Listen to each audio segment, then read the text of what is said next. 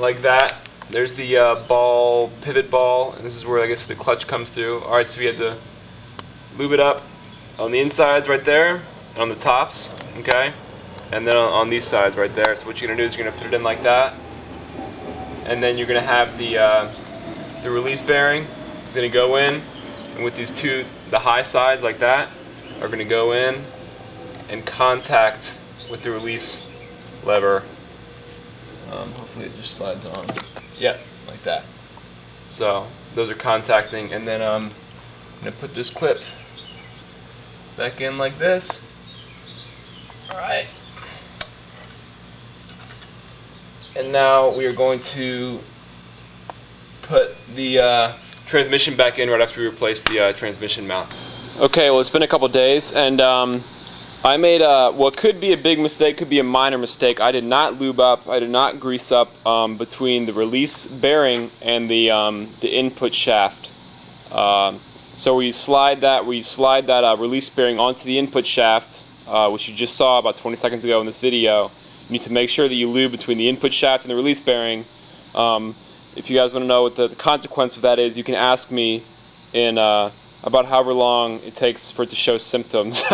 Okay, so I went to a parts car. I don't know if I've told you guys in this video that my exhaust was really rusted up. So I went to a parts car. I got the full exhaust. Here's the old catback of my car wrapped up. And from the opposite end, like there's the muffler right there and the mid silencer. And then here's the mid silencer of the new one. Well, you know, the new used one, and the old muffler. Now the heat shield's really bad on this muffler.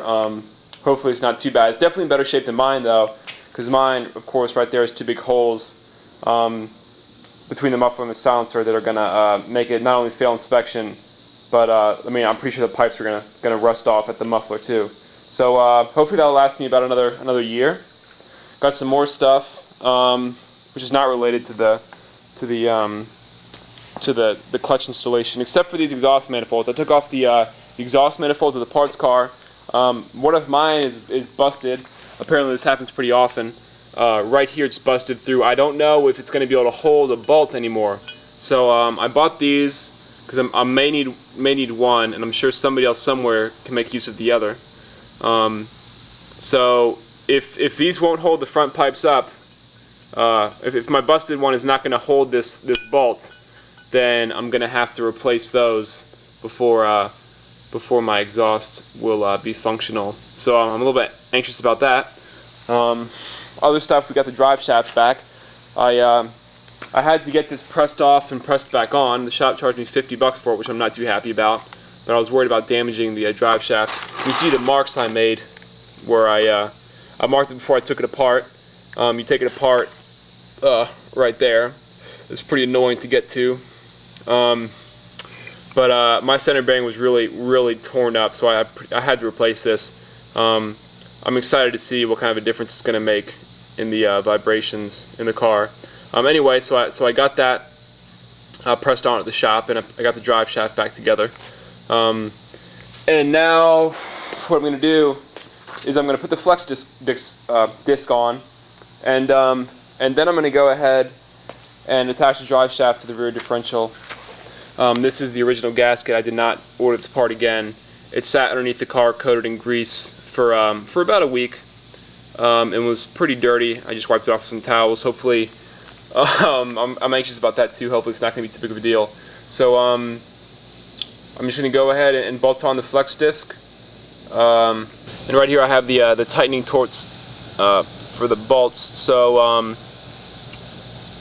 I don't know if you'll be able to read this on YouTube. It's got the flex disc, depending on what bolts you have and the nuts you have. Those are the tightening torques.